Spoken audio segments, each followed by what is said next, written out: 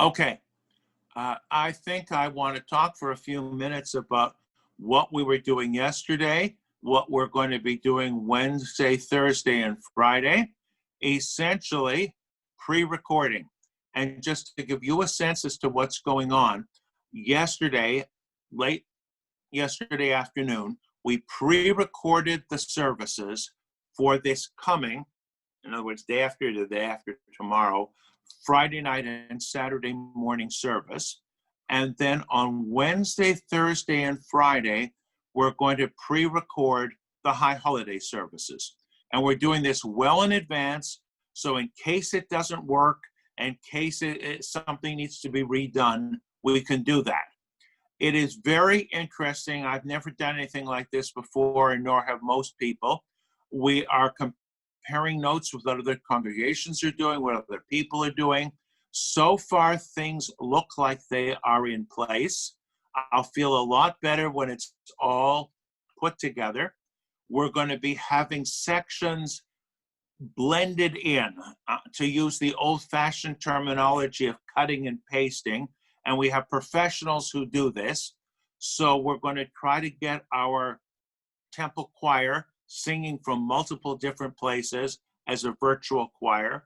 We're doing the shofar blowing separately because we've been told that when you blow into a horn, more droplets are spread out. We're trying to be as safe as possible. We're having the absolute minimum of people in the sanctuary. I don't want anybody really right up next to and close to me. So my son Spencer will be helping me with the Sefer Torah, with the Torah scroll, and getting it in and out of the ark, and standing next to me during the reading, just to prevent any chance of anything from happening. I'm sharing all this with you because I think it might be interesting, a thought or two that I expressed here at home this morning. Usually you do the Rosh Hashanah evening service, you go to the temple, you do the service fine, you come home, you have a few minutes to rest, and then you do the morning service. Well, we're going to do one and the other back to back. All right, we took a 5-minute break. And then after Rosh Hashanah, whether you do one day, whether you do 2 days, you still have practically a week plus before Yom Kippur. So again, you have a chance to rest, recharge your batteries and so forth. And we're not going to have that this year. So this is going to be a test of endurance. I'm not worried about it, but I've never done anything like this before. Everything one right after the other. So wish us all luck. I think it's going to work out well because I'm getting, for the most part, very, very positive feedback on what we've been doing. And keep in mind, we don't have the technological skills, equipment, and money that the Democratic Convention has.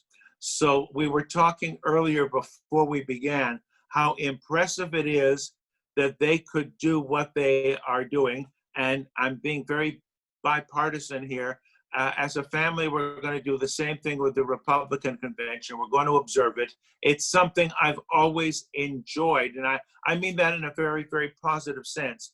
In the old days, which isn't that long ago, you'd see the national reporters that you recognize going around the hall, interviewing and talking to people of significance and getting their immediate reaction, their opinion, and so forth. I'm not exactly sure what's going to happen with the drama of the convention, but I'm going to tell you, we're going to try to create as much as we can of the drama of the high holiday services. What will be lost will be the give and take. I won't be able to see the congregation. I won't be able to hear the congregation respond, nor will you. So if I say, and this is part of the plan, you're going to be getting a nice booklet. We're going to be mailing them out. They'll be in the format of the Temple Bulletin. I have in that book several pages from the High Holiday Prayer Book, and I will say, now we're going to turn to page number 7, for example, and we will read in unison or we will read responsively. I won't be able to hear you read. You won't be able to hear the other people read. So it's going to involve an enormous amount of imagination. I just figured it would be fascinating, since all of you are regulars and all of you know what happens in a service, to just hear some of the things that I'm planning.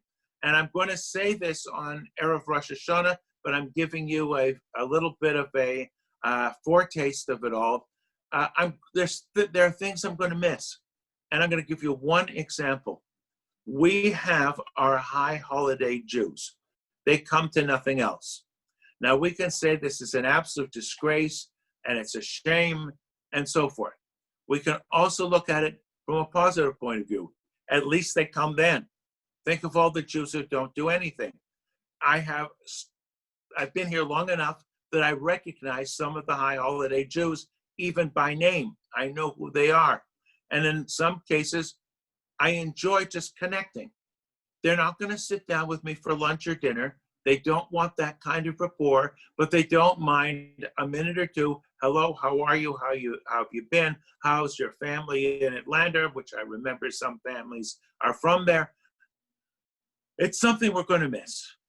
And at certain points, I'm going to look out into the congregation and I'm going to try, this is what I'm going to try to do, to imagine that, for example, Suzanne, you sit in the same place, okay? I will be imagining Suzanne sitting there. I will have a picture of you sitting there. Yes, you can wave to me. And I will remember also your smile when I said that right now, and this will make it all the more real for me.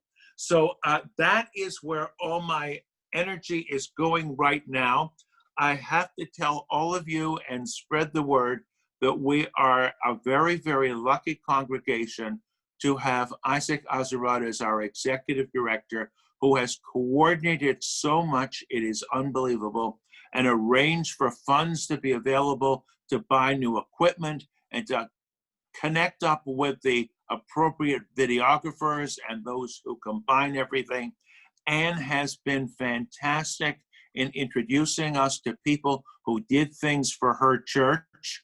And we as a family have watched what they have online on Sunday morning just to get a sense of how other places around here do things. I know there are congregations, there are some in New York that have such a program going on a regular basis. They used to do this every Shabbat. We sort of preferred the Central Synagogue when we'd watch things online. But they have a major professional staff, and they've been doing this for years. We're beginners, we're amateurs, and I'm very happy with what we're doing.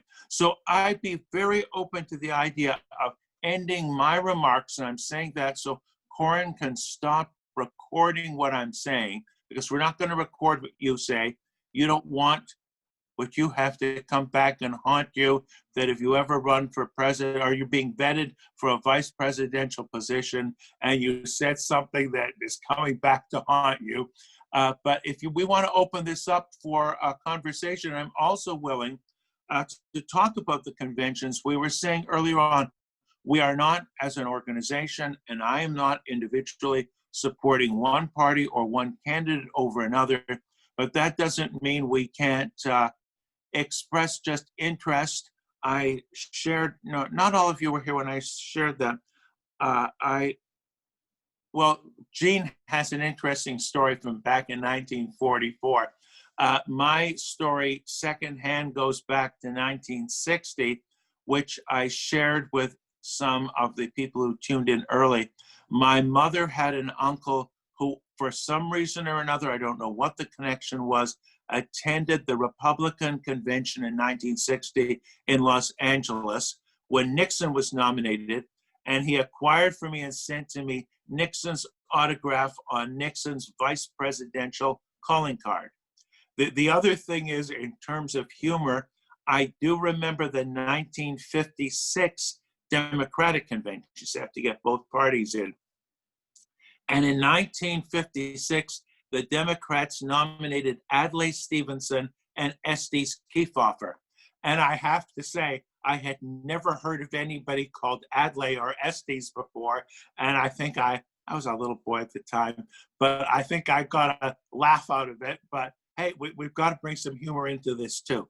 Okay, I'm going to end, Corin, I'm ending my part of this, and then we can open it up to discussion.